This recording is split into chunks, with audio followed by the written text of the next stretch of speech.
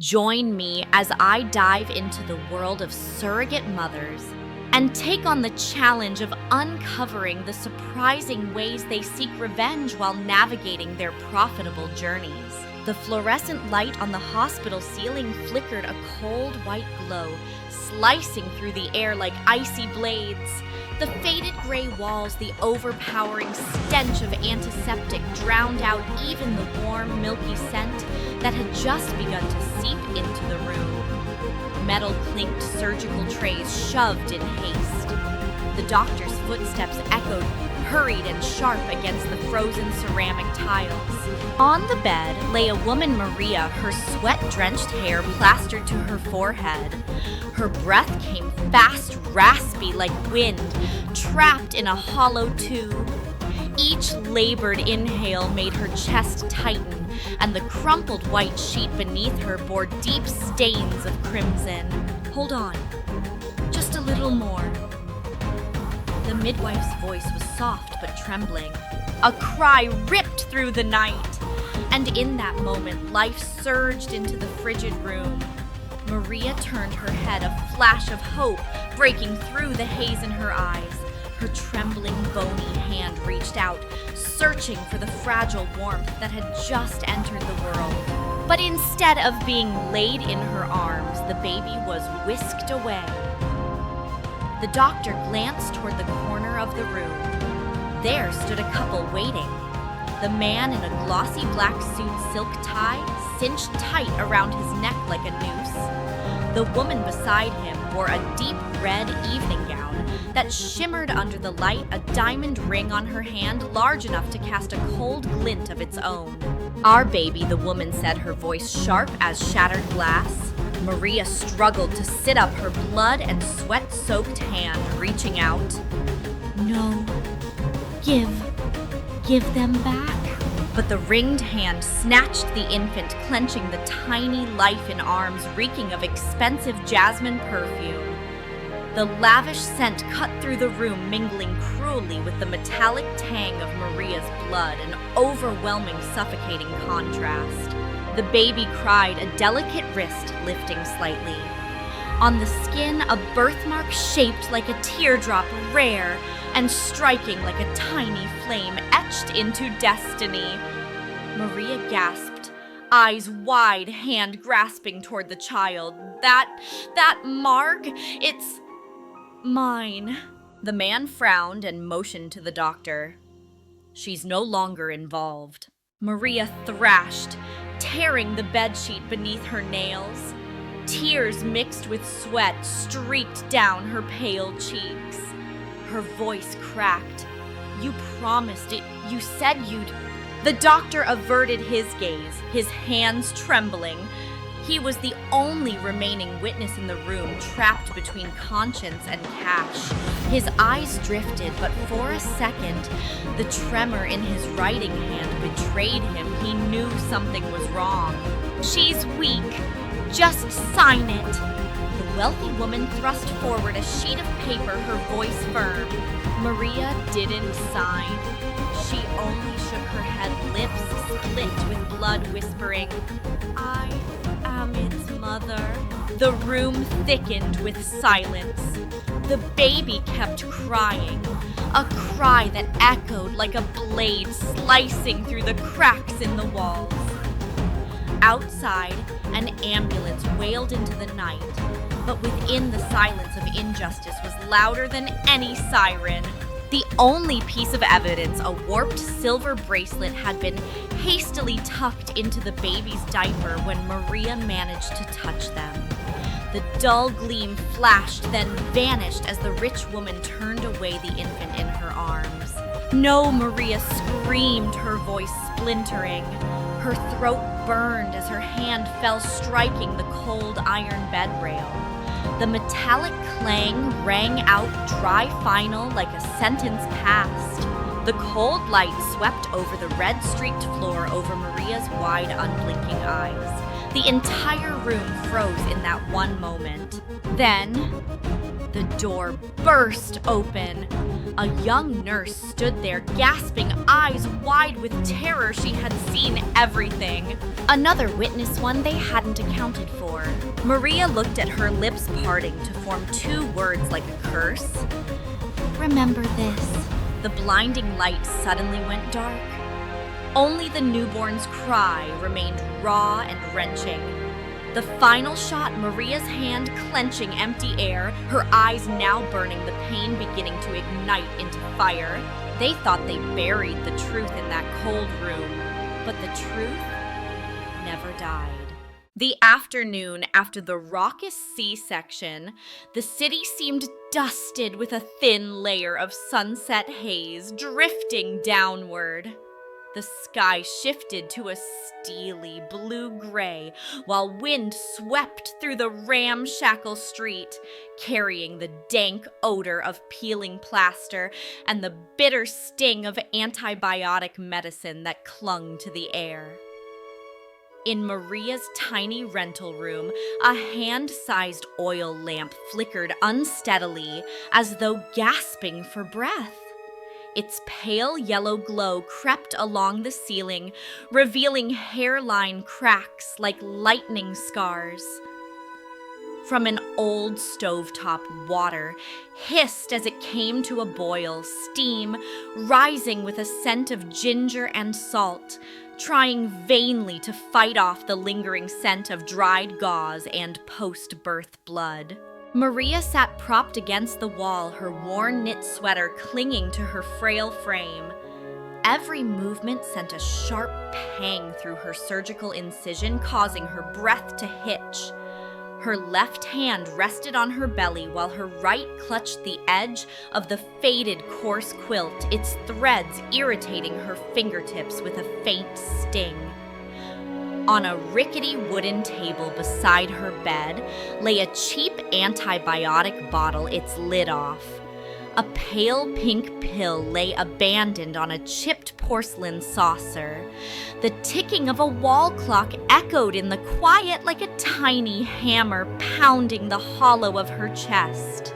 Outside the window, the alley corner trash heaps were exposed, torn plastic bags and stray cats rummaging noisily.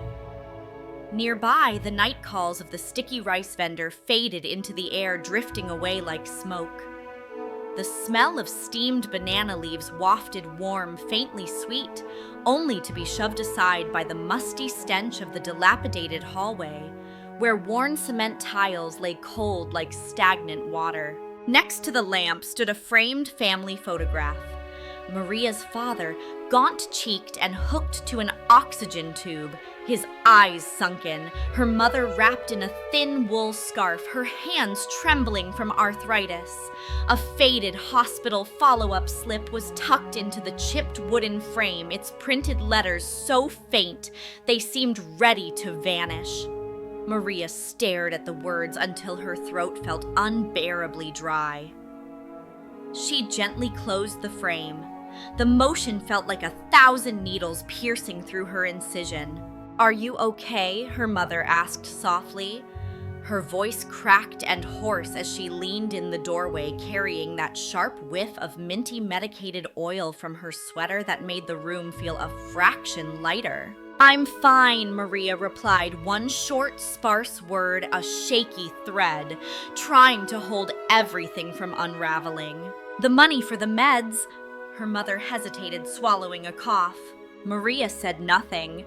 Her gaze shifted to the corner of the table where a thin paper bag lay folded inside. Only a few crumpled bills remained. The scent of dusty paper mingled with antiseptic alcohol. Her hand trembled of pain or cold, or the hollow being torn open again. She froze at sight of a small tin music box, its silver surface dulled, etched with faint scars, the spring long since broken. Inside lay a frayed ribbon attached to a warped silver bracelet, the only piece of evidence she'd managed to slip into her baby's diaper in that brief stolen moment of contact. But here on the table, the box was empty. The only proof she had gone. her lungs constricted, the sole trace of her child taken. "You need rest," her mother said, placing a cool, bony hand on Maria's shoulder, warm in that maternal way only a mother's touch can be. Maria nodded. She closed her eyes, listening to the emptiness inside her chest. Then, in her mind's eye, the image of the warped silver bracelet flashed, opening a different door to a crystal chandelier. Sound changed. Crystal pendants trembled lightly as the chandelier cast shafts of light like a rain of glass. The air smelled of cedarwood candles, and heavy vanilla mingled with the aroma of aged red wine lingering in thin crystal goblets. In the marble grand hall, a silver table stretched to the far wall, mirroring an ethereal glow in its polished surface. The soft, precise tap of leather shoes against marble echoed in time. This was their villa, the very couple who'd snatched her baby from her arms. Walls were paneled with dark walnut lacquered to a mirror sheen. Centered above them hung a large oil painting, the woman in the deep red evening gown, the same gown from the delivery room, her hand adorned with a diamond ring that glinted like frozen ice. The artist had layered the red paint thickly, each stroke heavy with power. Even now, faint traces of turpentine and oil lingered in the air. The man poured wine, his wrist tilting the glass until it made a soft ting against its counterpart. "Press briefing tonight. Be perfect," he said, his voice low and firm. "The lawyer said we're clear," the woman responded, eyes flicking to an iPad on a side table. On it, a leaked photo floated. A tiny hand lifted slightly, and at the wrist something silver glinted. Perhaps just a reflection, or maybe a bracelet. The photo was grainy, blurred, but enough to suggest that something had followed the baby. "Take that picture down," he said flat and sharp. "What if someone asks?" "No one will." Glasses of wine met with pristine crystal clarity, as crisp as fragile truth breaking. The next morning, Maria awoke to the chaos of the street market, the thud of knives chopping bone, cries of hot baguettes, the clucking of chicken's water splashing onto concrete, and the pungent stench of fish sauce rising powerful and real. She pulled aside the cheap floral curtain. Its stiff, rough fabric scraped her skin. Outside, early dew clung to electrical wires, catching the gray sandpaper sky. The door moved softly. Her father hobbled in, cane tapping click against the floor. He sat breathing hard, his chest wheezing as though unzipping a stiff lock. "Did Ho give?" He paused, his cloudy eyes seeming to stare between worlds. Maria shook her head. He pressed his veined hand to his chest, suppressing a cough. A small notebook peeked from his pocket. Inside were hastily scrawled phone numbers, trembling script. Among the pages was a cardstock reading, "Doctor, the only person who'd been in the room that night." The dusty scent of old paper hovered. He must have started searching that very night. "They won't erase me." From the records, Maria said, voice hoarse but steady. "Don't be reckless," her mother warned. "They have lawyers, money, media." Maria said nothing. She tasted the metallic sting in her throat, a reminder of surgical lights and bloodied gauze. In her mind, her baby's cries rippled like water, sometimes a drip, sometimes a flood. And at those memories, the rare tear-shaped birthmark on the baby's wrist glowed like a flame in darkness. She powered on her cracked screen phone with a click, searching. News of tonight's Air reveal event organized by the real estate conglomerate. Time tonight. Venue Grand Aurora Hotel. The photo in the article showed a glittering hall with tiered chandeliers. In a corner, she zoomed in someone cradling a white bundle and a faint beam of silver like moonlight. Her heart pounded, belonging to a frantic drum. "I don't go," her mother gripped her hand tighter. "Your incision. I'll only stand back." Maria met her mother's gaze. "I'll just look." Stillness prevailed. Then a long exhale, but the door opened. The seasonal rain-scented corridor wind swept in, bringing a whisper of cold. Maria donned a thin coat. Each step stretched her incision, the pain slamming into her back like someone tightening a cord. She bit her lip, tasting blood and bitterness. The bus was packed. Body odor, acidic plastic seats, stale horns, honking steel wheels grinding on tracks. Everything blended into a thick cacophony. She gripped the handrail knees, trembling eyes shut. In her mind, the hospital's fluorescent light reappeared, draining horizontally alongside her baby's cry, like a red thread pulled tight. The grand aurora loomed like an iceberg set in a sea of fire. Its revolving glass doors exhaled minty citrus air. The marble floor, black, streaked with white veins, emitted a soft resonance underfoot. A waiter greeted in muted tones, his smile distant. Inside, thousands of glass droplets from crystal chandeliers cascaded downward, refracting into a whirl of lights. Maria paused at the hazy line between the dusty sidewalk and red velvet carpet. Her worn canvas shoes met stilettoed heels, gray ash beside blood red. Her hand clenched into a fist, nails biting into her palm. "Invitation, ma'am," the guard asked, polite but cold. Maria's lips sealed. "I am waiting for a friend." "Please stand off the carpet," he said, glancing at her shoes with swift disdain like a knife flicked. She stepped back. Soft string music floated from inside, scented with woody varnish from violins. The MC's introduction began, voices rising. Guests shifted like colored silk perfumes, furs, wine fragrances swirling. Cameras flashed. Then shutters clicked rapidly. The figure ascended the dais. The woman in red diamond wrist glittering lifted the white bundle. Maria swayed. The baby stirred. In a flash of light, the wrist appeared soft as living silk, the teardrop birthmark starkly visible. Maria felt her heart collapse into an abyss. Ladies and gentlemen, we proudly present the MC's voice soared, arching toward skylights. Maria couldn't hear more.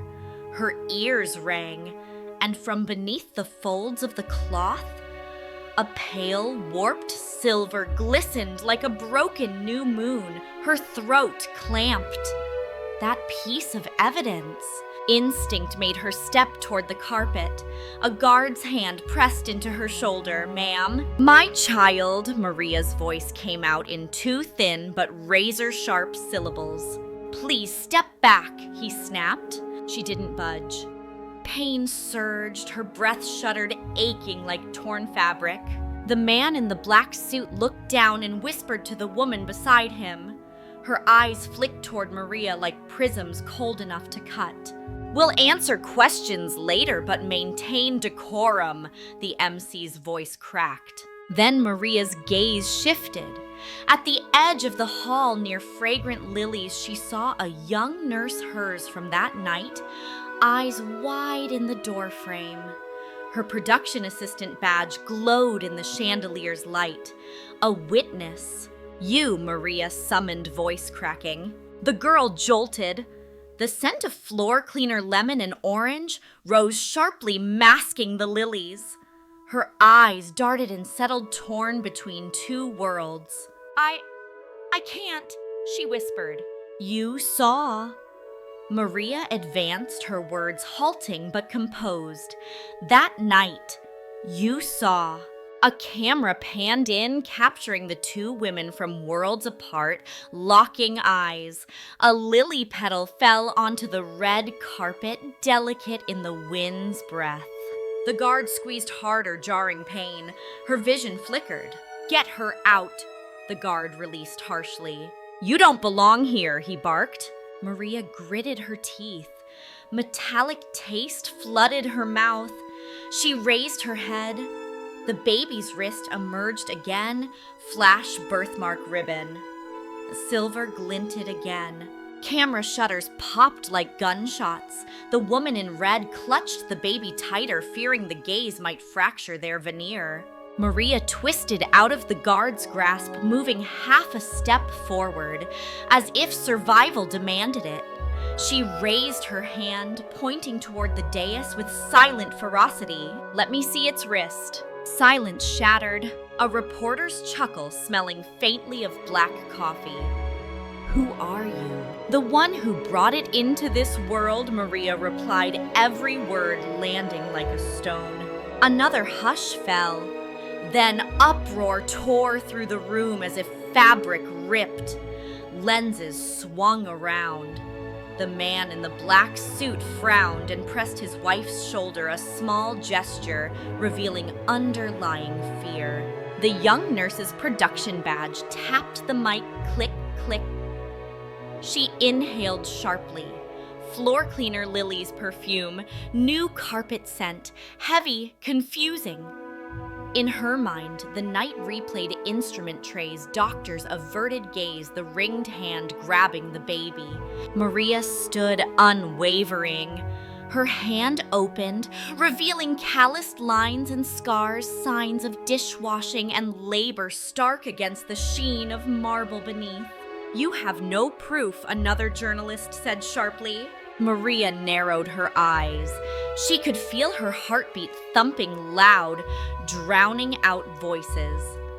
I do, she whispered strong. The birthmark. Another click. Lights caught the baby's wrist clearly.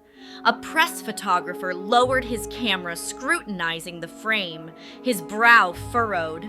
To the left of the stage, the woman in red adjusted her scarf unconscious, but enough to conceal a bit of the wrist. Please step back, the guard shouted. Maria stumbled, her legs buckling from pain. Her knee hit the carpet. The new fiber scent burned her nostrils.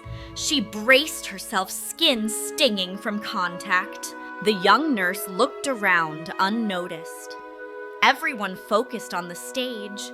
She pulled her phone out, hands shaking. She blinked at the image she'd shot instinctively when she heard Maria scream that night. Fluorescent glare, metal bed frame edge, a glimmer of the silver bracelet trapped in diaper folds. Her heart thundered, sweat beaded on her nose, salty tang on her lips. You, Maria whispered, eyes glued to the jolting phone. The girl raised her head, lips trembling. If I come forward, they'll fire me. And if you don't? Maria asked, low but fierce, as though flicking a taut string. The girl blinked once.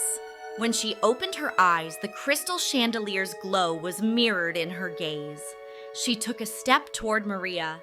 Cheap shampoo scent from her hair mixed with lilies and wine, coalescing into something sacredly strange. I saw that night, she said, voice soft but clear. I am a witness. On the stage, the man's smile faltered. He noticed a flicker at the hall's edge, like a crack in a glass pane. He tilted his head and signaled. 2 security guards emerged from the carpet's edge. Maria straightened. Her incision burned like wildfire. Sweat ran icy down her spine. Breath catch a tightrope on the brink. But her eyes stayed steady. She lifted her hand, touching nobody, pointing with unwavering resolve toward that glinting warp of silver remaining in the folds of the white cloth. "Return my child to me," she said, each word concise, necessary. Flashbulbs exploded. A journalist snapped the moment Maria, pointing the birthmark, revealed the witness stepping forward, the villains exposed to scrutiny. String instruments stuttered in the hall. The MC choked. His mic buzzed. The woman in red pressed her scarf over the baby's face. Guards lunged forward. Maria stumbled, realizing she stood at the border between velvet and marble. Two worlds colliding, soft and hard, perfumed and bloody. She clenched her mouth until it bled. The metallicness flooded her senses, tang and weight. At that moment, the young nurse's phone buzzed with a message from the doctor. "Don't get involved. I'll handle it." The last words were like crushing a soft petal. Maria saw the name on her screen, the same name from the card in her father's notebook. Her throat constricted like a noose. The nurse met her gaze, eyes moist. "He told me to stay quiet." "He can stay quiet," Maria said evenly, words blunt, measured like footsteps guided to the precipice. "But you can't."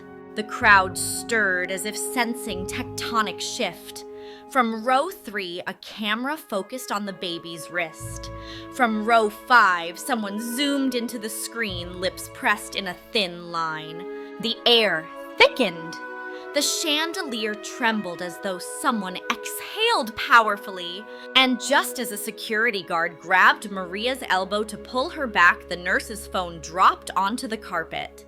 It lit up on the last frame, the bracelet glinting in the diaper fold, the baby's wrist bearing the birthmark the doctor turned away, captured in the reflection. All eyes dropped to the screen. And as crystal light flashed again, a voice cold as stone cut through from behind the velvet curtain, signaling that the confrontation had begun. The morning after the grand aurora night, the narrow alley where Maria lives exhaled the metallic scent of rust and damp trash left by the rain. Weak sunlight brushed against shattered glass windows, revealing old grime streaks like scars etched in time. She opened the door with a dry, grating creak. The lingering smell of gauze and antiseptic from the small table inside remained. Bending made the surgical incision on her side flare sharply. Each breath snagged, as if someone pressed a stone against her chest. On the table lay a follow-up appointment slip beside a thin envelope. She opened it. Only half of the promised funds were inside.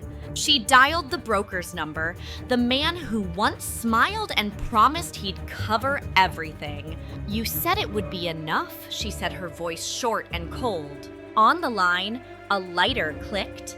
"Extra fees. It's in the contract." "Fees for what?" "Lawyer. Hospital. Media risk." He chuckled softly. The smell of stale tobacco seeped through the line, bitter in her mouth. "If you know how to play, stay quiet." She hung up, her fingers clenched, white cold sweat glistening at her temples. In her mind flashed the warped glint from within the cloth evidence, swallowed up by a world too bright for her. The rare teardrop-shaped birthmark had shown then been covered. She needed money. 1 month's rent in arrears, medicine for her parents. She tucked her sweater into her pants and tied her hair back with a threadbare elastic. The fabric scraped raw against her skin, rough reminders of life's fragile boundaries. Inside the La Belle Saison kitchen, the air smelled of melting butter and garlic. The glass door reflected Maria's shadow, thin pale with dark rings circling her eyes. The kitchen roared like a station knives pounding boards, pans clashing on flame bells chiming when dishes went out. Steam misted her hair and clothes, sticky, cloying moisture. The floor was slick with oil. Her gloved hands, soaked in soapy bleach water, burned, then numbed. Her knuckles reddened. Thin skin cracked and bled. Clean that cream saucepan. Now. The chef barked, voice slicing through the clangs. Maria nodded wordlessly. Every lean forward sent a jet of fire through her incision. She gritted her teeth, breathing short but steady, fighting dizziness. The scrubbing cloth squealed on steel-cold metallic scent, biting at her nose. Through the kitchen door, a woman in fur brushed past bergamot, an oud perfume filling the air with opulent smoothness, a stark contrast to the chemical burn on Maria's hands. Liente petite assistant, with hair pulled back, slipped her a pair of fresh gloves. Put these on. Your hands are bleeding. Thanks, Maria replied, hoarse and brief. The new rubber fit like a tender second skin, but soap and bleach had already seared deep. Her hand trembled. In the front, crystal glasses chimed softly. A waiter whispered to guests, "Tonight we have rare Bourgogne." Laughter floated around, smooth and rich, melting into the smell of aged cheese. A splash of water darkened Maria's uniform. Her old canvas shoes soaked through. On the wall, a small TV mutedly displayed news. Maria glanced up the Grand Aurora's grand hall, dazzling chandelier's red carpet. The smiling woman in the red gown. A news ticker scrolled. Corporation A introduces heir. The camera panned, capturing a fleeting flash of silver bracelet, then cut away. Her heart stumble stopped. She reached out, cranked up the volume. The broadcast overpowered the clatter of the kitchen. And amid baseless rumors, the family assures the public all legal procedures were valid. The smooth voice assured. It shifted to an ethics expert in a suit. Those who rent wombs for money often return seeking blackmail. Lynn cut the TV. Don't listen to that. Maria stood still for a moment, inhaling sharply, voice thinning like a thread. They cut me out, then bite back. Lean's eyes sparkled. Hold tight to whatever you have. What she had? Maria looked at her bloody hand. Evidence lay somewhere in that chrome world. The rare birthmark had glowed in the light, then vanished. But she still had a witness, the nurse with trembling face that night, now a production assistant. She had said, "I saw." Maria leaned against the cool sink's edge, a shiver trailing down her spine. "Maria," the chef shouted, "move." She turned back to the foamy sink, hands scrubbing faster, breaths growing shorter.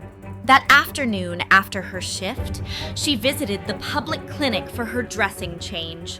The room smelled of iodine and fresh paper.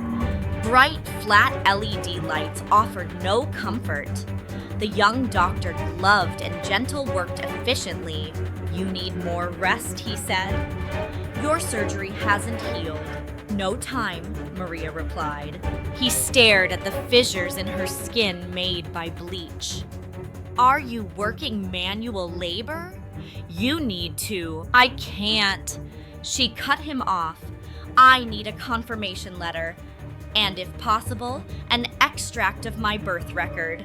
He hesitated. "That follows procedure." "Is there a procedure for the poor?" she asked, voice thin and measured. He avoided her eyes. "I will ask." His computer word-to-life letters flicked across the screen, then froze. "Records are locked by your birth hospital. It requires a lawyer to access." Maria nodded slowly. In her head, her heartbeat, the clock's tick, the fans hum, 3 rhythms layering like locked doors. Stepping outside the clinic, night had fallen. Streetlights cast her elongated shadow on cracked pavement. Hunger clawed at her. A kebab stand's smell teased her, but she didn't buy. Instead, she called the young nurse. "I'm listening," the girl whispered, scared, but didn't hang up. "We meet where no one will watch. They're tracking me. The channel calls me unprofessional. Pick a noisy place, District 3 Market." After a pause, 8 p.m., the night market was a fragrant dream. Dried fish sweet, jasmine fermented sauces, smoky grills, neon blue streaked faces.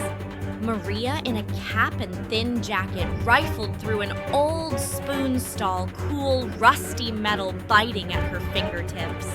When the nurse arrived, gray tea, baseball cap, mask pulled high, she looked around, then leaned in. "I have 1 minute." "In your phone," Maria urged. "The photo." The girl unlocked it slowly. An image, the tilted scene from the delivery room, fluorescent glare, iron bed edge, and the warped silver bracelet inside the diaper folds. In the corner, the baby's wrist, the teardrop birthmark under harsh white light, and a figure turning away the doctor. Maria heard her heart thundering. She swallowed. The scent of dried fish gripped her tongue. "Send it. They already have." Maria cut her off. A motorbike horn shrieked. The girl flinched and pulled her mask tighter. "I know who's behind it. I'm just a temp." "You saw," Maria said. "You're a witness." The nurse's eyes softened, then steeled. "There's a number, Min. Freelance reporter. Not big news, but he's fearless." She scribbled it on paper ink, smearing from sweaty fingers, then swiped her call history and location logs. "They mustn't find me. Thank you." Maria pocketed the note with a metal clink. A woman selling flowers paused, needle-like eyes on them. Maria didn't look back. She melted into the crowd, sweat, fried batter rising, pepper scent assaulting her senses. Min, the freelance photographer, awaited at a cramped cafe, stained wooden tables, strong, bitter coffee, old jazz typewriter clicks. Around his neck, a worn camera glinted like a world-weary eye. "Tell it chronologically," he said, voice concise, eyes fixed. Not long, just accurate. Maria recounted each moment precise and paced while he recorded, interrupting only when necessary. At mention of the bracelet, he looked up. "Where did you see it?" he asked. "That night in the hospital. And at Grand Aurora." "Do you have the photo?" "The witness does." Min tilted his head as afternoon light filtered in. Her name. Maria remained silent. Min nodded, not pressing. Another approach. He showed her a blown-up frame from the Aurora night, the faint, broken arc of silver in a photo. Not clear, but not impossible. Just then, a voice behind rang out. "We're filing suit." Maria turned. The broker stood there, cigarette stench raw. "You defame. That reporter, fire him." Min didn't flinch. "Did you hire a lawyer to bring that into this cafe?" "No need." "See this." He thrust a crisp letter stamped with his company logo onto the table. "Stop spreading false info or face damages." Maria stared at false printed harshly. Her throat dried. Min pushed a cup of water toward her. "Drink." The broker lowered his voice. "Shut up and I'll pay you more. If not..." He trailed off malicious. "Money fixes records. Some things money can't fix." Min replied, clear and direct. The broker's eyes flickered. He snatched the letter and left with a thud of leather shoes. Tobacco lingered. Min watched him go. "They'll get dirty. Are you ready?" Maria nodded once firmly. "And you?" "I already have." He cracked a half smile. The next morning, Min published his first story on an independent platform, The Silver Glint in the Cloth. The header image, the blurry silver gleam in fabric folds, magnified and grainy yet recognizable. Within an hour, thousands shared it. Comments split sharply, some scorned womb for hire, others righteous legal kidnapping. In the La Belle Saison kitchen, a female guest eyed Maria longer than usual, lips pinched as if tasting bitter. "Are you the one in the article?" the woman asked flatly. Maria said nothing. The chef smirked. "Keep her away from customers." Lean pulled her behind the dish pit. "Don't look. Don't listen." A tray of glasses slipped from Maria's hands, crystalline, shattering. A shard sliced her hand. Blood sprayed, metallic and shocking. The smell shot to her nose. Lean grabbed her hand and pressed a clean cloth. "Elevate it. Go inside." In the cramped storeroom, smelling of damp cardboard and detergent, Lean wrapped her hand. The rough gauze scratched painfully. "Rest 2 days." "Can't," Maria whispered.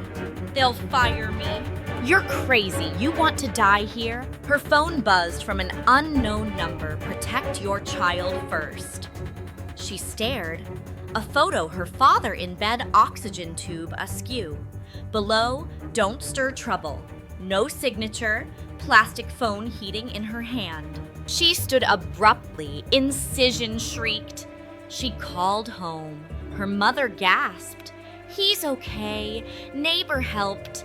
Tube reconnected." She hung up, cold sweat beating down her back. Lean watched. "They know where you live." Maria nodded. "Good. A shortcut. At least they're afraid." That night, Lean brought Maria to a community legal aid group housed in an old church. Inside, woodiness, candle wax, photocopied papers mingled in mellow yellow light. A young lawyer with short hair spoke swiftly. "We work pro bono, but we need solid evidence." "We have the photo." Min showed the development print, and a witness confirming the proof was in the diaper. The lawyer nodded. "Good. What about medical records?" "Contracts." Maria was silent. Min added, "Hospital locked them." The lawyer scanned the room. "We'll issue formal requests and correspondence. They'll stall, but we need another link, someone who directly encountered that family." The camera dev stepped inside, cap off. "One more thing." He presented a second photo in a mirror reflection at the hall, the red-gowned woman holding the baby, and in the mirror's corner a chunk of warped silver ring more visible. The lawyer leaned in enough to raise public doubt. Thunder rumbled. Rain poured. The damp scent drifted through. Maria shivered. The lawyer slid a stack of papers toward her community press briefing. "Tomorrow. Short. Sharp." Maria stared at the white sheets, these lines about to be said. Her bandaged hand trembled. Lean squeezed her wrist. "I'm with you." At the press briefing, the little church filled with people. The smell of raincoats, instant coffee, damp dust clung to wooden pews. Colored light filtered through stained glass, casting red-blue shards on the floor. Maria stood behind a wooden podium, the mic crackling. Her breath was ragged. She recalled the lawyer's advice, short. Sharp. "My child was born on..." In the diaper was a silver bracelet. On her wrist, a teardrop birthmark. A nurse saw it. A murmur. Camera flashes. The lawyer raised the lab print. The photo projected warped silver mirror reflection of the birthmark, grainy but clear. Men recorded from behind, scanning faces. The back door burst open. 2 sharply dressed men appeared. Corporate media reps smelling of sterile luxury. "This is an illegal event," they declared. "False information. Cease immediately." The lawyer stepped forward. "Do you have a legal notice?" One smirked. "Money is our permit." "Not in here." The lawyer replied, unwavering. A frail voice haltingly spoke. I brought this." Heads turned. The young nurse, damp from rain, entered holding an envelope. She placed it on the table inside the original hospital photo, untampered. Crisp the warped bracelet, visible the birthmark, even the doctor averting gaze. "They'll punish me," she began. "We will protect you," the lawyer assured her. One corporate rep laughed, wood dry and brittle. He grabbed the photo, trying to rip it. Min lunged, gripping his wrist. A bone crack sound. "Let go!" Silence froze the room. Maria stepped forward, soaked in rain, smell, sweat. New paper scent filling her lungs. Her breath paused at her collar. She looked at the image evidence and birthmark, a door unlocked in a solid wall. He released. The photo fell softly onto polished wood. The lawyer picked it up and slid it back into the envelope, sealed like a heartbeat. "We leave," the lawyer said. Local media filled the space. A young, heavily made-up journalist, makeup-scented sweet, stepped forward under harsh LED camera lights. Questions fired. "Do you have evidence? Aren't you afraid of a lawsuit? Why speak now?" Maria answered flatly. "Yes. No. Because I'm still here." No speeches. Her words hit like stones. Then on national television, the woman in the red gown appeared. Velvet backdrop, shelving blue artwork behind her. She spoke softly, silkily. "I feel for her. But truth is, she needed money. We helped. She came back because regret." The MC nodded, soft, rain-like music playing. Maria's phone filled with venomous messages, greedy. "You sold your child." Words stabbed. But among them were blossoms. "I believe you. Don't give up."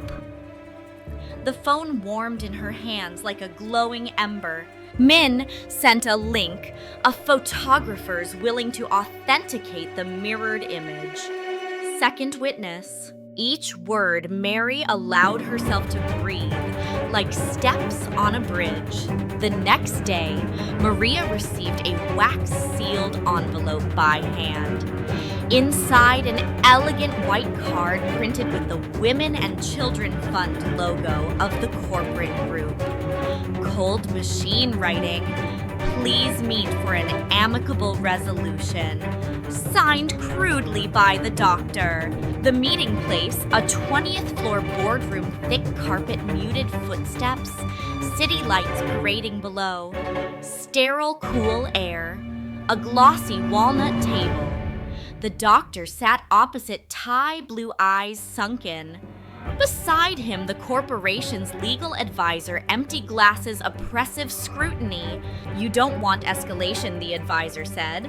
"You have sick parents." Maria gently placed the envelope of photos on the table. The paper hissed. "I have proof. The birthmark. Witnesses." The doctor cleared his throat like swallowing glass shards. "You don't understand," he whispered, shattered.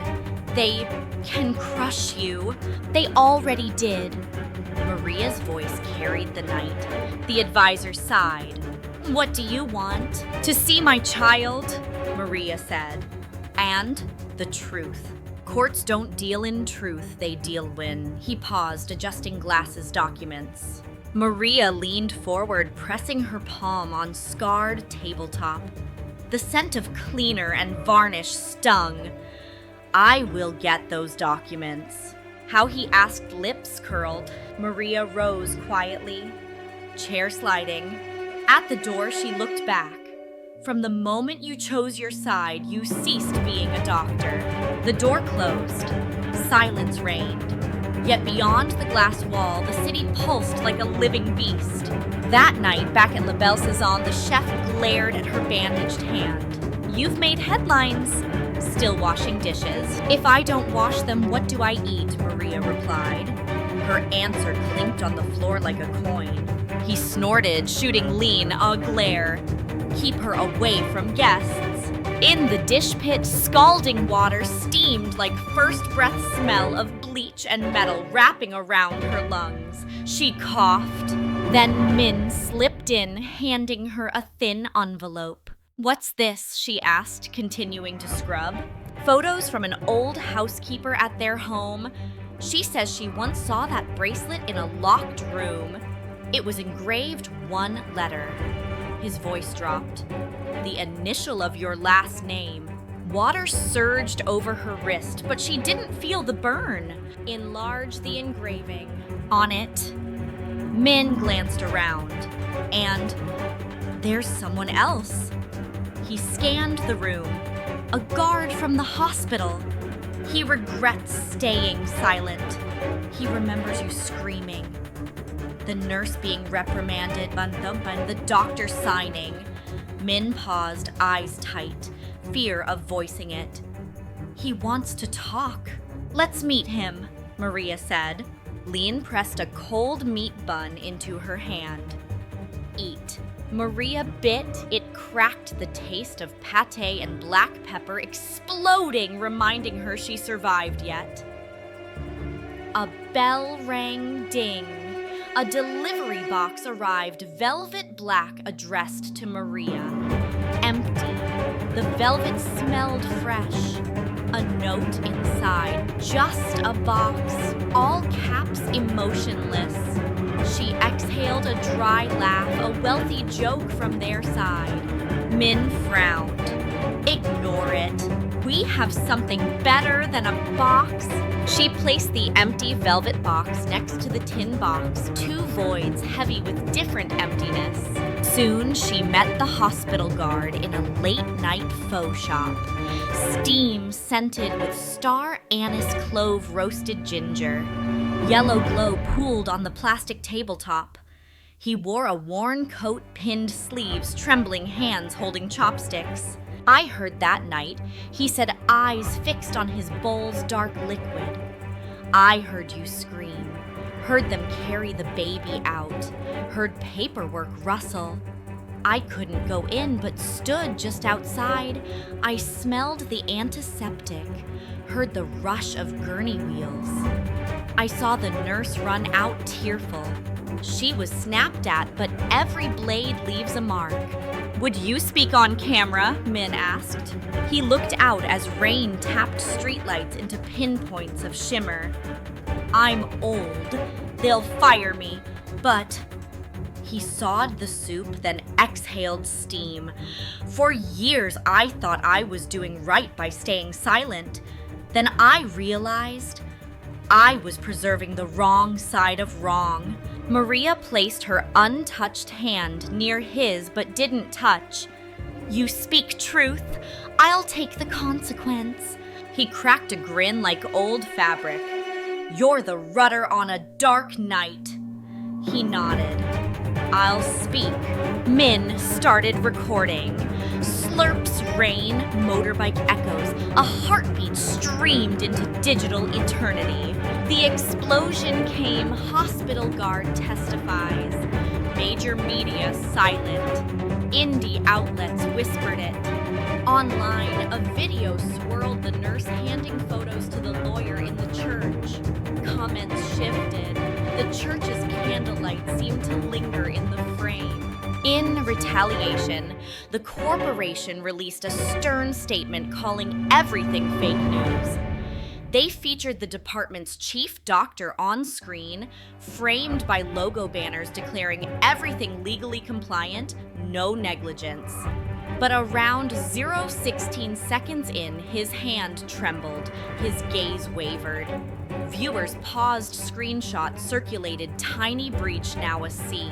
Maria's lawyer scheduled an open confrontation live at an independent newspaper office. Maria would speak. The nurse would speak. The guard would speak. The doctor would be invited. On the eve of the confrontation, Maria sat alone in her rented room. The oil lamp had burned low. Shadows trembled on walls like patients breathing. Antibiotic odor dissolved into damp air. She opened her tin box. It held the paper with Min's number, the nurse's note, the doctor's card, and a faded photograph of her parents. Youth paper sour. She touched the lid. Cold, metallic whisper against her skin, awakening every numb. Outside, cats meowed. Wind tapped tin roofs. Shoes clicked hurriedly. She closed her eyes. Inhale, exhale. 1, 2, 3, 4. The incision throbbed, but the steady count quieted it. Her phone buzzed, anonymous message. If you come tomorrow, you'll lose everything. No punctuation. A simple punch. Another text from Min. They just hired an international PR firm. Another from Lean I'm in the front row. Another from Unknown, a perfect close-up of the teardrop birthmark zoomed, X4 sharp as a knife with, "Don't let them hide it again." Maria sat upright. The night's rain smell cooled her fevered brow. She prepared 4 sentences. I am Maria. I don't seek sympathy. I want the truth, and I want to see my child. She deleted the final line, saving it. Her breathing regained rhythm. Morning. Sky gray, streetlights dim. The independent newsroom stood in a faded yellow building with creaking wooden stairs. Print smell ink, plastic wiring, cheap coffee blended uniquely. More people arrived than expected. The nurse in the first row grasped the envelope, white blistering her fingers. The guard with cap sat straight, eyes cast down. Min set up the camera, eyes determined. The lawyer checked the mic. 1, 2, testing. The door locked, click. Ambient noise sucked inward, silence pregnant before the storm. The MC began. Maria rose. Her bandaged hand grazed the podium's aged grain. Hundreds of human hands worn it smooth. She inhaled ink coffee rain through cracked stairwell. On the big screen, proof birthmark images were preloaded, witness names tagged. As the microphone's red light flared on the rear door cracked, a figure entered quietly. Footsteps silent the doctor. He placed a thick envelope on the desk. His first words pulled the entire room into utter stillness. The small newsroom's conference room lay bathed in a cool, silent silver light like suspended mist. Fluorescent tubes sputtered faintly sockets, quietly radiating plastic heat, and the faint warmth of printed ink lingered in the air. The seats were filled all the way to the doorway. The wood chairs, lustrous from countless hands, groaned gently under pressure. On the wall, a projector displayed one image in enormous detail, the pale silver gleam in the folds of a white cloth now sharper thanks to photo development. The warped silver bracelet looked like a misplaced crescent moon, arrogantly out of place. The doctor entered, placing a thick envelope heavily on the table, as if setting a stone to block a draft. His suit was immaculate, smooth-collared, and smelled faintly of disinfectant mist. But under his eyes lay deep shadows like pencil shading on bone. His breath faltered when he saw Maria, her arm wrapped in white bandage eyes, dark and fierce, her posture a charged exclamation point. "What have you brought?" asked the lawyer, short and sharp as the edge of the table. "A copy of the records," the doctor replied, his voice hoarse and off-center. "The originals are locked." Min hit record. The recorder's click was tiny, like a firefly's flash. The young nurse in the front row clutched the envelope of photos, her damp raincoat scent clinging around her neck. Across the room, the guard's cap brim masked his eyes. His hands, the veins were rigid. The lawyer opened the envelope. Thick white paper, sharply trimmed edges. The rich scent of fine printing mingled with alcohol. Page 1, a birth certificate summary with the mother's name left blank and distinctive mark crossed out. Page 2, a handover report. Page 3, a consent agreement signed hastily in a different pen. The lawyer flicked through the pages like wind through leaves.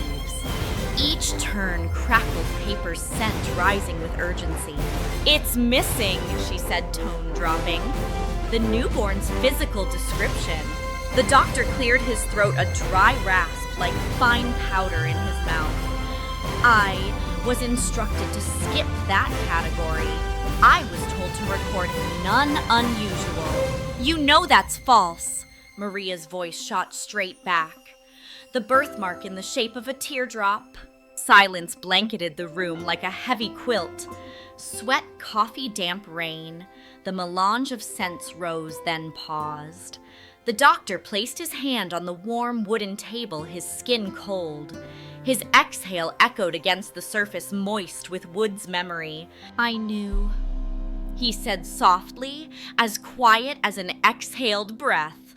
"But I signed." The sound of a chair scraping broke in the hush. The guard lifted his head. "That night, I heard.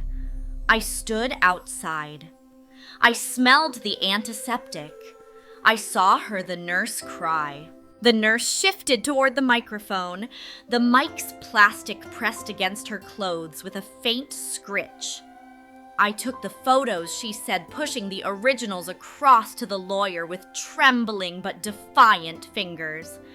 "I couldn't accept none unusual. I know what that unique mark means to a mother." The projector switched frames. Now the haunting hospital scene, brutal white fluorescent light, cold steel bed edge the warped cloth binding. In center frame, a small wrist, delicate skin, pale blue veins, and that teardrop mark darker etched like a knife's signature. At the edge of the cloth, the silver bracelet peeked out. Its engravings revealed a single letter M. Air pulsed in unison, sweat, ink, rain-laced coats. Maria reached out to touch the photo's edge, her fingertips cold, her pulse soared. The letter M, whispered, Min soft as a punctuation. "Your name." Maria nodded. Her jaw trembled not from weakness, but from the old pain stirring her chest again. "That bracelet," the lawyer said, eyes locked on the image, "is physical evidence. We need it tangible." "It's with them," the doctor replied, gaze drifting as though someone had siphoned light from his eyes. "In a glass case on the 4th floor of the villa. In the relic room, they call it." "How do you know?" the lawyer shot back. The doctor swallowed dryly. "I was there. After that night. They flaunted it. Like a trophy." A murmur ran through the room like fire through dry leaves. Min fished out a notebook. Building details, glass lock camera. The doctor closed his eyes. In his half-lidded vision, he saw a walnut-paneled room, golden lights, a thick glass case edged in bronze, 1.2 centimeter glass, electronic lock with a 5-digit code, fingerprint scanner, ceiling camera with a 120-degree rotatable lens. But guests enter before it scans because they trust the system. "You know the code," Min snapped. "It's numeric cycle," the doctor replied. Withdrawing a thin plastic card from his jacket pocket's scratched edges, the day they invited me, they gave me a guest card still works on the service lift. The lawyer narrowed her eyes. What are you doing? Redeeming. The doctor answered. One word dropped heavy like a boulder. The screen shifted to another frame, the mirrored reflection from the grand hall. The bracelet gleamed in chandelier light, and a closer view revealed dim, dense history etched in shine. The elderly photographer leaned in, set aside his glasses, voice gravelly from chemicals. Those dents don't align with light reflection, they're real. And he tapped the engraved M. The engraving is worn toward the right. A left-handed engraver. Maria froze. My father was left-handed. Her voice was dry paperwood scent on her tongue, but firm. He carved the M onto that bracelet as a gift to my mother. A wave of sound swelled in the room, chairs creaked. Breath caught. The guard lowered his cap, damp eyes shining. The lawyer tapped the mic gently. We now have physical evidence with M connecting to Maria's family, a rare physical birthmark, 3 witnesses, the nurse, the guard, and the doctor. She glanced at the doctor, and the doctor who signed. The doctor clenched his fingers around the edge of the table, his white knuckles stark. The antiseptic scent around him sharpened. I signed out of fear I'd lose everything, but I was already lost. He slid a thinner envelope forward. Inside camera extract from that night. 12 seconds. Faces blurred. But you can see whose arm holds the child, and he paused. You can see the bracelet slip from the cloth, then shoved back in. Min seized it, inserting it into his device. The screen flickered grainy gray, then revealed the delivery room door. Harsh white lights, a red-clad silhouette sweeping past the frame. A hand slipped the cloth's edge, lifted a glint of silver, rolled once, and vanished beneath a manicured finger coated nude. Murmurs rose like waves crashing. Maria bit her lip, metallic blood blooming thin. She shut her mouth tight and said, "Stop!" The screen froze on the manicured finger glints of glitter on the full nail. Zoom in. The frame clarified. Half the nail wore a streak of glitter silver, a signature. The lawyer pulled up a press portrait, the red-gowned woman at the Grand Aurora press event raising a glass. The same glitter streak marked half her thumbnail. Enough! Min exhaled hard, like emerging from a long corridor. The studio door flung open. 2 sleek media reps in black suits entered, perfume like shattered ice. "This is false evidence," one roared. "Cease dissemination now." The lawyer didn't flinch. "Please say that on the live camera." She pointed sharply to the streaming camera. The man's eye fluttered a reflex of one caught in exposure. "Don't speak, then leave." Min's words snapped like a striker's blade. They didn't move. The guard rose from the rear row, ancient but steady, and pointed to the exit. Slowly, confidently, the 2 media reps parted ways, threats dwelling on their lips as they receded. The room breathed again. Human presence, fear, determination. The lawyer arranged the evidence in a line: original photo, birthmark, bracelet, Bonsoir's doctor's hand, mirrored reflection photo, lab-developed engraving, the 12-second clip.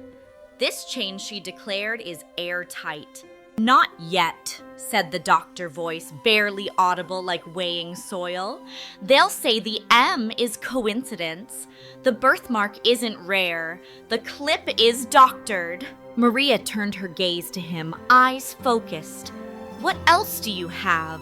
He pulled out a small wax paper bundle from his inner jacket pocket, fragrant of old cabinet drawers. Inside, a fine hair pinned to folded gauze in a zip bag.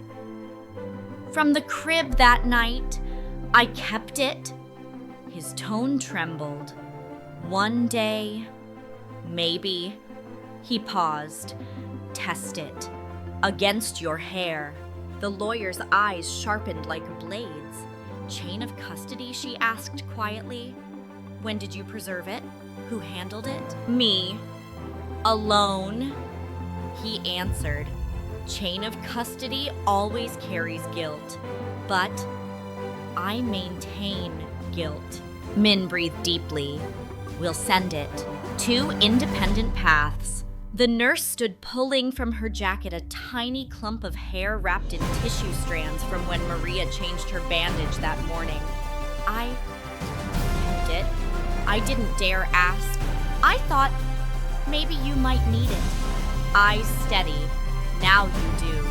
The table turned into a chessboard, each piece scent, texture, heartbeat, resonance. Evidence, rare physical detail, multiple witnesses, now biological sample. "Send them," Min dialed. 2 sealed envelopes, 2 paths, 1 to Lab X via post, 1 via person. Person asked Maria. "Lean," said Min. "She runs faster than I do." Lean crossed in, the room filled with the scent of fresh, warmed lime paint and dry, sun-hugged earth. "I'm on it," she said, mild smile. "Made it from the kitchen to the hospital without losing breath." The lawyer packed the 2 samples into differently colored envelopes, sealed with tape, and name left her signature as seal glue scent sharp, making Maria sneeze inside her head. Her breaths found rhythm again, 6-7 beats like a swimmer finding pace. The doctor eased into a chair, spine straight. "I will go on camera. I'll say I signed falsely." "You'll be destroyed." The lawyer looked at him unflinchingly. He nodded slowly, firmly. "I already destroyed others." The newsroom bell rang, ting, high-pitched. Delivery man handed a new press photo, dusty with damp asphalt. The seasoned photographer signed to receive it and opened it carefully, a newly published press shot showing the red-gowned woman stepping out of a car, flashlight sparks raining. On her wrist, a gleaming new white gold bracelet. But beneath the baby's gown hem, a fragment of old silver still showed captured close up. The engraving M peeked back, smirking. "We're not waiting." Min clenched the handset, voice suddenly sharp. "Press conference tonight at City Hall. Their stage. We pull the spotlight." Risky, the guard muttered. "Precisely." Maria said, her eyes shifting from black to clear as the surface of still water. "We step into the light." The lawyer locked all the evidence into a metal briefcase, cold and heavy. The latch click echoed softly. The nurse slipped the original photo into her jacket's inner pocket, pressing her hand over her heart as if holding truth. The doctor cradled the file envelope. His pale fingers, perfect manicured, broken, just slightly as they had torn the wall that night. The door swung open. The corridor draft carried taste of printed paper and fresh ink in, and soft sunlight after rain. Maria paused briefly at the threshold, turning her wrist white bandaged in the light, inhaling the mix of ink, plastic, humanity. And as she exhaled, the tremor stayed behind. Min placed his hand on her shoulder gently. "Let's go." Maria nodded. First step was a quiet click on the wooden floor. Second step, steadier. Third, like metal greeting metal, a cold resonance that carried far.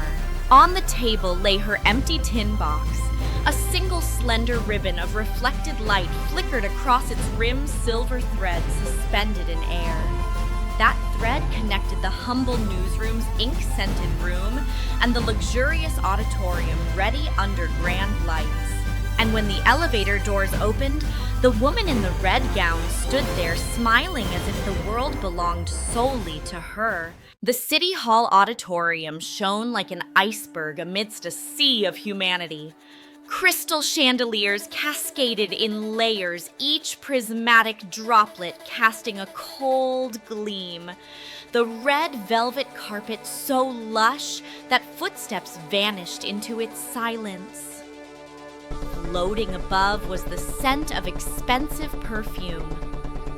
Bergamot, oud vanilla, interwoven with metallic tangs from camera stands, the barely there hum of live wire cables, and the crisp aroma of newly printed invitations. A mic crackled 1, 2, 3, was punctuated by the clean ring of crystal glasses ting-ing sound, expanding like cracking ice. Maria lingered backstage where fading light met her thin jacket. Her wrist wrapped in sterile white bandage rain-soaked canvas heels. Her breath had steadied until her pulse crept into her neck. She swallowed the metallic taste layering her tongue. Beside her, the lawyer taped shut a steel briefcase, its metal matte cold. Min checked his camera lens, clicking with a soft snap. The young nurse held her damp coat tight, the envelope with the photos safe in her inner pocket. The hospital guard stood tall, visor shadowing his eyes, his veined hand gripping the edge of his folding chair. Enter on cue, instructed the lawyer sharply. We go physical evidence, rare physical trait, witnesses. Agreed, Maria replied in a single tone. Lights dimmed on the stage, the MC, silk smooth, smiled. Tonight marks a historic moment for Corporation A, the unveiling of its sole heir. Spotlights sliced the darkness as the woman in the red gown appeared. Her dress shimmered like spilled wine, her diamond bracelet sharp as a blade. Swathed in white cloth, she held just that, no baby visible. Camera shutters exploded like fireworks. Maria saw the veins in the woman's temple tremble like a stressed string. Strings music murmured, then stopped. The silence crackled like still wine foam. The MC began to speak again. Ladies and gentlemen, stop! Maria stepped into the spotlight. The metallic sheen hit her like a spotlight collision. There she was, faint, but unerasable right in their glow. Security moved in. The lawyer presented her credentials unmoving. We're registered for a public challenge under section. These are exhibits. The MC's smile faltered. For a second, everything trembled. Light collided. Enough. Maria stepped forward. Her heel pressed into velvet with the soft rasp of paper tearing. The scent of fine perfume now melded with real human sweat. She raised her palm, revealing the warped silver bracelet, sets of old dents, tarnished sterling, a faint engraving the letter M. The crystal cascade rippled across the metal, scattering a wavering silver trail across the ceiling. This, she said, voice hoarse but firm, belongs to my child. A wave of gasps rippled through the auditorium. Cameras zoomed. The evidence placed center stage shone into focus. The woman in red's smile curved with contempt. Cheap imitation. Do you know your place? Yes. Maria's gaze held the wrapped bundle. Just above its wrist, where the teardrop birthmark is, flashes splintered. A reporter started whispering into a mic. The string ensemble seemed deflated. Maria inhaled the whisper of candles mixed with metal, forming a flavor impossible to name. She spun the bracelet once, so the camera caught the worn M leaning subtly rightward left-hand engraving. My father engraved it with his left hand, long before any of you knew who I am. Emotional manipulation, snarled the suited man, her kidnapper voice dry as sharpened stone. Security. 2 guards advanced. The hospital guard stepped a half step ahead of Maria. Simultaneously, Min snapped more photos, click, clack, and the lawyer thrust a mic her way. Speak. Maria turned away from the mic. She stared at the bundle instead. Let me see its wrist. Shut up, hissed the woman in red, veins glowing beneath diamond. From the 3rd row, a timid but resolute voice rose. Let her see, if you're that confident. Spotlights whirled. The woman in red lifted the cloth just a little, revealing faint skin so pale it glowed like milk. A tiny wrist rose into view. The teardrop mark stood out half a tone darker than the rest of her skin, frozen significance in a champagne burst of light.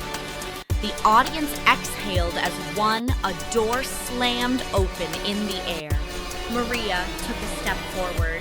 Close-up, said Min, passing his camera to a colleague and grabbing the macro lens. Hold still. Red hissed at her scarf, but it was too late. Dozens of lenses snapped. Behind them, LED screens lit her truth. The birthmark, each tiny rim, perfect, untouched by design. Coincidence? The man in black said breathlessly, sweat trickling beneath foundation. Birthmarks are common. With this, countered the lawyer, clicking through slides. The birthroom original glowed the mark under fluorescent hospital light, the glint from the cloth, the hand wearing the ring. 2 moments, 2 sources, same mark. Murmurs surged anew as temp rose on the signal grid. The backup mic hissed with feedback. The young nurse stepped forward, now steady. I took that photo. I stood at the door. I saw. Who are you? Demanded the man in black. A witness. 2 words, heavy metal. She placed the lab print on the podium. The light could not make it beautiful, it just confirmed it real. Is there anything more? The MC asked, professional but out of rhythm. Yes. The doctor emerged from backstage with antiseptic coolness. He placed the 12-second camera extract on the stand. That night, the bracelet slipped from the cloth. A hand with glittered nail polish put it back in. The lawyer played the video. The LED screen swallowed the air. A spoon clinked from the edge. Tiny sound, yet it sliced the silence like glass. On screen, the glitter streak across the nail. In the promotional photo earlier, the same streak. Fabricated, shouted the man in black, voice lost bounce as it shattered against the glass walls. Check metadata. Min threw into the chaos blade thin. Hospital cam FPS match frame by frame.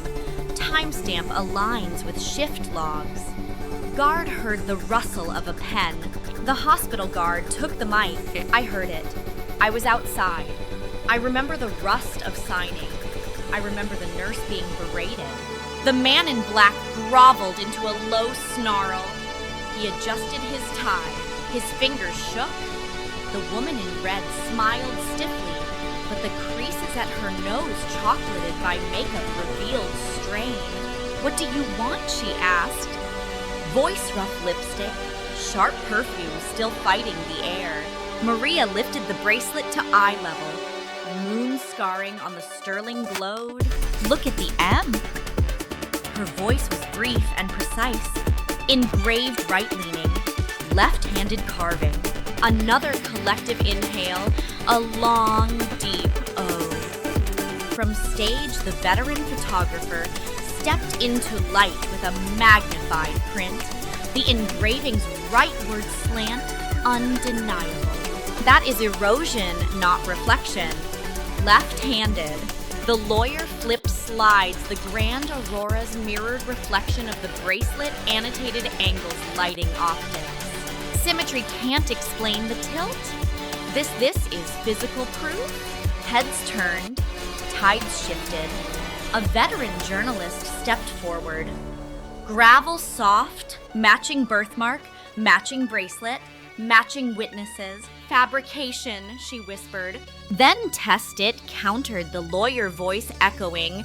Right here, right now. Mother's hair sample. Wipe from the baby. Public custody chain. 3 independent labs. Silence fell a gel-thick pause. A camera drifted down the red gown, revealing the worn silver fringe beneath. Barely a moment, but a clear flaw. Like a recessed tooth anyone could spot. No, whispered the woman, captured perfectly by mics. The baby is ill. Then let me hold it, said Maria, voice unwavering. One moment. Security, the man in black barked. Guards moved. The hospital guard interposed himself. Body old but firm. Shoulders pressed. Metal resistance emanated. The mic squealed. The chandelier shook crystal rain in slow motion. The MC floundered, maintain order. Stiletto heels scrapped the marble under carpet edges. Fear exhaled chemical perfumed hair-sprayed steam. Maria's breath rattled fast, even like a pulse code. A woman's calm voice broke the chaos. Enough! It was the doctor. He opened another envelope and placed the Rush lab results atop the podium. Though not final, they showed high genetic compatibility, 99-point-something%. Numbers streamed on screen like bullets. Forgery, screamed her kidnapper. Lab Y results will follow in 48 hours, the lawyer said evenly. But this stops the play. A tiny click. Not a crash, but a jolt like a switch snapped. LED monitors flickered. A colored blue wash fell across the woman in red's face. Her smile fell. She clutched the cloth around her child. The silver bracelet tinked as it slid off onto the podium. Just the gentle ring, but heavy enough to jerk every head back. Maria stepped forward. 1, 2, 3. She picked up the bracelet. Cold metal yet burning hot from being held. The mingled scent of old silver and perfumed blush hung in the air sharp hollow. She looked 2 pairs of eyes, one granite, one midnight. Give it back. No, was the broken answer. Soft, ruthless. Maria turned toward the baby. The child spoke no language of law, only warmth, breath, milk softness, and that teardrop birthmark. She reached out an arm's length close enough for the baby to smell her sweat dish soap ointment nighttime rain. The baby squirmed. One tiny finger slipped out and brushed her bandaged wrist. A touch soft as whisper, but it knocked her whole chest flat. Don't touch the woman in red, shrieked. Touch she shall. Min responded knife thin. What are you afraid of? Another reporter stepped forward, voice shaking and rich with empathy. We all understand motherhood. What are you avoiding? Her kidnapper's hand slammed the podium. A boom below the chandeliers. They rattled crystal hail. Phones vibrated like hive breaking. The lawyer pressed her hand gently on Maria's shoulder. Breathe. Steady. Maria inhaled steady. She practiced 4 counts she'd learned in rhythm nightmares. On the 5th count, she stepped fully into the light, holding the bracelet before the camera. Everyone look, she declared. The letter M, left hand engraved lean right, worn edges, And here the teardrop birthmark. Me alone. Witnesses. All of us. You trying to end us, the man hissed. No. Maria's eyes glowed cool as silver fire. I want my child. And she did, the infant cried. Raw primal. Sound legs clashed through velvet and glass. That cry smelled like milk crushing out perfume. The woman in red recoiled. Maria lifted a hand, instinct guiding. Security surged. The hospital guard held position, jaw clenched. The nurse shielded the camera with her small body. The lawyer recited urgent loud. In cases of emergency, temporary access for the child's safety is prioritized. We assert provisional safe custody. No right, cried the kidnapper. We have video, Min added. The 12-second clip glittered nail-stolen ring won by gaze. The crowd shifted, no longer impartial, tipping toward her. The woman in red froze half-step, then retreated toward the wings. But at the red carpet's edge, an unexpected figure stood, the elderly photographer holding a giant print of the M angle under studio lights. Every screen in the auditorium flashed with its image. Phones shook, a storm of electronics alive. Maria took another step, her hand palm up, holding the bracelet exactly where it had once rested in that diaper cloth. The baby stopped crying, inhaled, layering breaths into harmony. The teardrop mark under neon gleamed beautifully painful. Between hesitation and release, Maria spoke 3 words, urgent, irrevocable. Hold me for a minute. Silence fell. Not hollow, but weighted. The woman in red drew in breath. No words came. Then the man leaned toward her, wicked handed over so we don't hear it again. Not from heart calculation. She begrudgingly offered a fraction at a time until Maria cradled the baby steady. Silent. Perfect comfort. The scent of milk washed the air. The baby pressed against her parents, still sitting in the audience, threadbare collars, glistening eyes, one nod at a time, like counting a rediscovered current.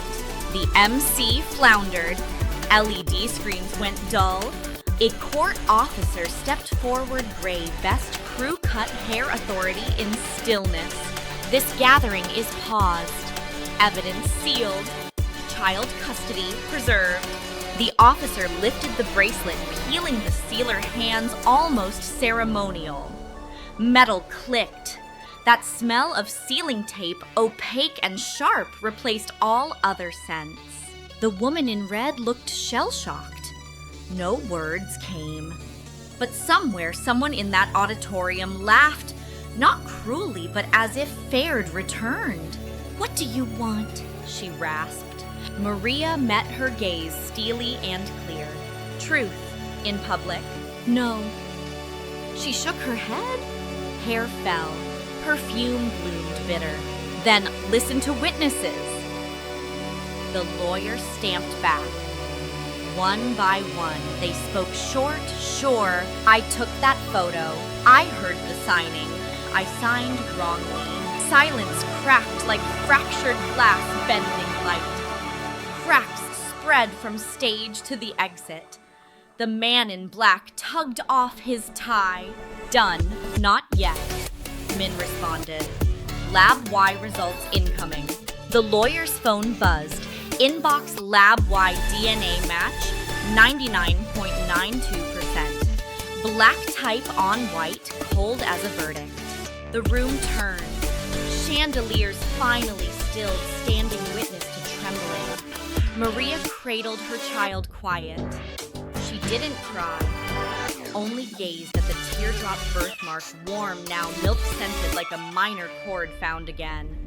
The bracelet lay secured. Rows of witnesses stood behind her.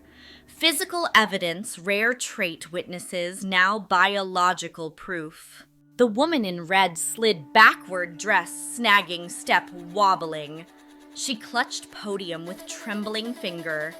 Glitter on her nail flashed like a mocking wink of light as she tried to speak. "You don't understand. Enough," the lawyer interjected coolly. "Leave the rest to court." The house lights dropped a notch. Cameras slowed. Breaths synchronized. Maria turned toward her parents under the stage lights. They sat clasped hands. They nodded once, twice, like watching a river heal its banks. The MC's voice croaked. Screens flashed neutral tones. A court shielder arrived. The overhead glow switched flat white truth's spotlight, not flattering. Min leaned in. "This chapter is done." Maria nodded. Lip stopped trembling. Her breath found its 6-beat rhythm, a song she remembered murmured. She pressed the wrap tighter, not in fear, but so the baby could sense the warmth. The baby settled steady, breath, milk scent strong. Rain smell gone, sun inside. At that moment, amid the stillness, the man in black's phone beeped. He clocked them, his vest cracking, eyes wide. "Take the car around back." Behind him, backstage wheels squealed on marble marking retreat. Maria stepped into the auditorium's exit into daylight. The back door burst open. Tires hissed sharply on the stone courtyard. Skid sounds swallowed by the steel-vested line of security guards in reflective stripes. Exhaust fumes, hot, pungent, were swept back into the corridor by a gust, mingling with the damp velvet and sweat scent. The man in the black suit paused, blinking rapid flickers of distrust. The woman in the red dress tightened her grip on the wrapped bundle. Glittered nails cast pale, bright streaks under the harsh lights. "Return to the auditorium," the court officer's voice said flatly. "Seal the evidence." The seal's paper peeled on with a crisp crack like dried leaves. The warped silver bracelet lay sealed inside a clear plastic bag, its tilted M catching a blade of cold white light. The lawyer signed. The officer signed. Min snapped photos. Each shutter click was a tiny period marking a chapter closed. Inside the auditorium, the scent shifted. Perfume faded. The smell of real paper, ink, and flesh crept forward. Maria held the child close, her bandaged wrist brushing tenderly against the baby's soft skin. The baby breathed in even, delicate strokes like pages rubbing together. Under the room's warm glow, the teardrop birthmark on the baby's wrist glowed softly, no longer clinical cold, but human. The young nurse stepped forward, hesitated near the baby's wrist, then pulled back as if afraid to touch something newly whole. "Thank you," Maria said, one word warm. I saw the nurse nodded. I spoke. The hospital guard leaned slightly, hand resting on the worn edge of the podium, smoothed by countless fingers. "I heard," he said, concise. The doctor arrived more slowly, the cool antiseptic scent trailing him like a rain-washed memory. "I signed wrongly." His voice was quiet, but the mic captured every word. They stood then, the line of witnesses framed against the red velvet sea of the auditorium now dimmed. Across the room, the woman in red sat straight, but her lip color had already washed out as though someone had cleaned it away. The next morning, the headlines erupted, sealed evidence in plastic, the enlarged birthmark, witnesses at the mic. The city's tea house, once fragrant with dried blooms, now smelled of fresh paper and hot ink. Market tickers glowed red, flickering like a skillet corporation A's stock tumbling. At bank counters, hands adorned with diamond rings withdrew their signatures from agreements, the scratch of pen, crisp, bitter. On the street, a massive billboard that had advertised compassion and family all night abruptly went dark. The ad company tore it down, even though fog still clung to the sky. The smell of rain mixed with fading ink, sour and heavy. Min sent a link to Maria Women and Children's Fund, has withdrawn support for Corporation A. Then another lawyer says urgent hearing at 9 a.m. Maria carried the baby up the courthouse steps, one hand safely cradling the nape. The stone beneath her foot was cool. Morning wind whistled like a violin bow across strings. A beige fabric draped over the mother and child bench, unscented only the plain smell of inexpensive laundry detergent, clean honesty. The judge rifled through the files, flip, flip, flip. Each page whispering like a thin blade slicing invisible threads. Temporary custody awarded to the biological mother, he declared, voice full and certain. Seal-related assets. Child must remain in this jurisdiction. His gavel struck the wood with a warm, resonant thud. The baby within Maria stirred, startled, then settled, breathing in the scent of its mother through her clothing. Anything you wish to say, the judge asked, raising his head. Maria hugged the child closer. No. She answered simply, I will prove it the rest of the way by raising my child. Opposite her, the man in the black suit dabbed his mouth with a tissue. The woman in the red dress turned away. Her glossy hair slid down her shoulder. A drop of sweat traced through the makeup, salt-streaked. In the corridor, the nurse leaned against the wall, exhaling like smoke without a cigarette. The guard sat on the iron bench, hands opened to inspect a ripped piece of tape. The doctor passed by, pausing for a breath of regret, nodded to both and left his steps silent on the thick carpet, yet his burden lingering. Maria's rented room glowed different now, softened by a change in light. Sun filtered through thin curtains. Cheap dust motes danced like sparkler flares across the golden floor. On the rickety wooden table sat a new photo frame, a black and white shot of the bracelet sealed in plastic, the right-leaning M so sharp one could almost trace it with a finger. Beside it, a print of the baby's wrist and teardrop marks, soft focus, honest. On the stovetop chicken soup simmered scents of ginger pepper green onion, wrapping the low ceiling. Maria's mother ladled it, her hands steadier than the day before. Maria's father leaned on a pillow, his respirator adjusted just right, holding a small bell. He gave it a shake, a clear, fragile note of delight. Lynn burst in with a basket of fruit, fragrant guava warmed by sunlight. The chef chased me out. She laughed, bright teeth and brighter eyes. No big deal. I like running. Min stood at the door, removing his shoes carefully so as not to dirty the floor. They want to interview you, he said. But it's up to you. Later. Maria shook her head. Right now, the baby sleeps. She laid the child into the little wooden cradle borrowed from the village church, smooth with use scented faintly of sap. The baby turned cheek against the cotton blanket washed in powdered soap. Each exhale was a soft thread. Maria drew the curtain lower, dimming the room. At the far end, the nurse appeared with a small plastic bag. Inside was a pale pink plastic hair clip the nurse had worn that night. Suddenly, a marker of memory. Sorry, I'm late, she said, eyes moist. Not late. Maria took her hand warm. The hospital guard came in, last visor in hand, hair combed respectful for the important day. He placed an envelope on the table, court papers for the custody application. I said I'd stay. He nodded. I keep my promises. The doctor didn't come in. He left at the door a small cardboard box smelling of fresh tape.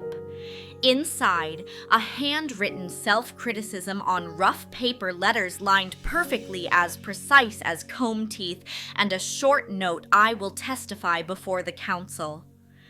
Maria didn't read it aloud. She placed it beside the frame of the silver bracelet, a stone laid next to its family. Outside the window, the rain shower passed. The sky cleared. Nearby laundry rattled with a clack-clack, and the clean air lilted in like a faint sweetness. Maria opened the door and carried the baby to the balcony. The city below no longer felt like lights and traffic signals. It was a warm pool smelling of dry cement after rain. Sunlight flared in the baby's dark eyes, 2 drops of oil lanterns. "Baby." Maria said one soft syllable, her voice now whole. The baby smiled for no reason, because infants do that when they feel the steady warmth of a mother. Maria pressed her cheek against the baby's. Scent of milk skin rain. They blended into one scent home. In the next room, Maria's father rang the bell again, just once. The corners around her mother's eyes bloomed with joy. Lean cracked open the window. The breeze stirred the curtains, the fabric brushing softly like a whispered comfort. On the wall, Maria hung the old empty tin in a small wood frame. Below it, she placed the sealed evidence paper, waiting for the court to open it. Beside that, the photo of the birthmark, neither flaunted nor hidden, framed in order evidence, rare physical detail, witness. 3 nails straight in the plaster. Evening lit the neighborhood in soft yellow lamps. A street vendor's calls for sticky rice were louder than usual. A radio in a neighbor's home played the news authorities' officially open investigation into covert infant adoption scheme. The announcer's voice, calm, but applause from the neighborhood added hints of warmth. A car passed by raw leather perfume, bent by the wind, then gone. Maria closed the door, holding the baby against her chest. Her heartbeat steady, the baby's beat smaller, urgent, like an undercurrent of music only a mother can hear. She kissed the baby's wrist, the place of the teardrop, this time, not to prove anything, but just to remember. "Tomorrow we go to the market," she whispered. "Simple, ordinary, beautiful. We'll buy oranges, milk, a new nail." Min stood in the doorway, camera put away. "I'm heading home," he said. "I'll come by tomorrow to hang the rack." "Okay." Maria nodded. Lean patted his shoulder. "Bring the drill. The wall's solid." Night closed gently. The oil lamp replaced by soft yellow LED. Warm light fell across Maria's cheek. The baby's wrist, the scratched silver photograph coating everything in a honeyed glow. Ginger scent faded. Baby powder emerged fresh. Outside, a neighborhood cat crept across tin, roofing its footsteps rustling. In the sky, an airplane slashed through clouds, a white streak stitching new seams into the sky. Maria looked up, not thinking of grand things, just thinking of washing another towel tomorrow, drying one more shirt. She laid her ear on the baby's chest, hearing the thump-thump like a quiet drum echoing deep in the forest. Inside, her phone buzzed, "Public hearing next week. Prepare your closing line." Maria glanced at the screen, exhaled, and a soft smile curved her lips. She turned off the light, leaving a narrow strip of yellow glow across the photo frame of the silver bracelet. That simple light connected the rough plaster wall to the little wooden cradle, then rested on the baby's wrist where the teardrop mark slept.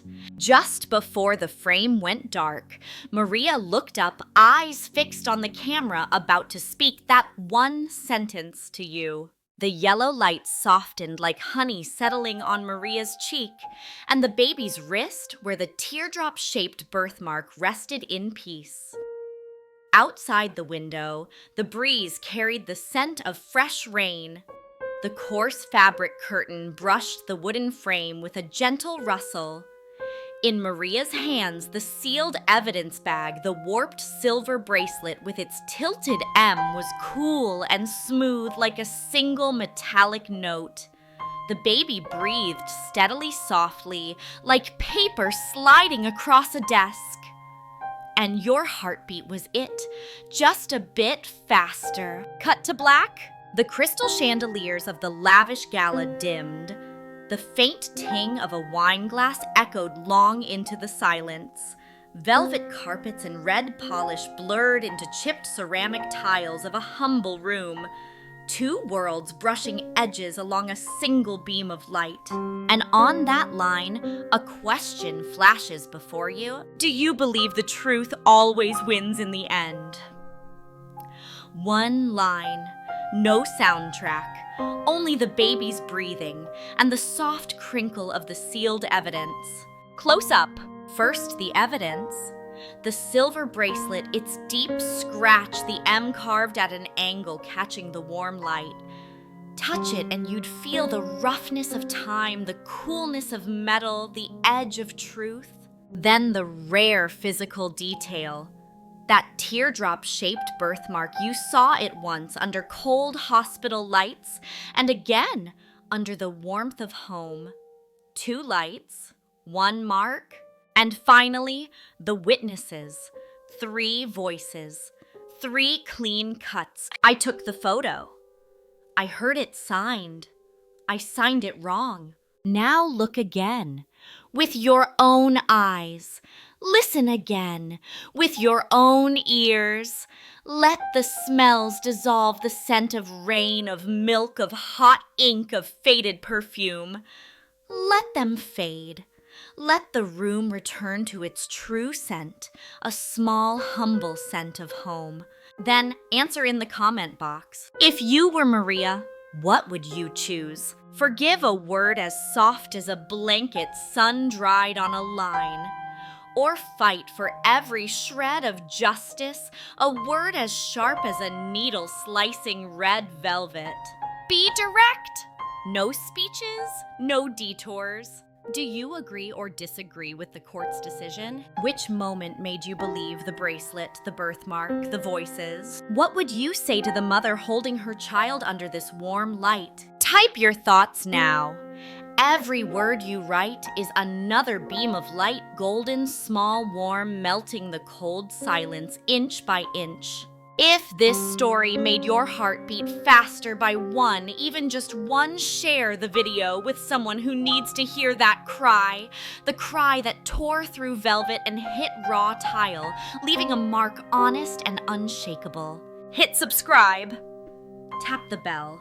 We'll keep showing you frames with the scent of rain, the scratches of metal, the breath of real people, where every piece of evidence speaks, every birthmark points the way, and every witness dares to step into the light. And one last line just before the screen fades. Are you ready to stay for the next second? When that door knocks 3 times,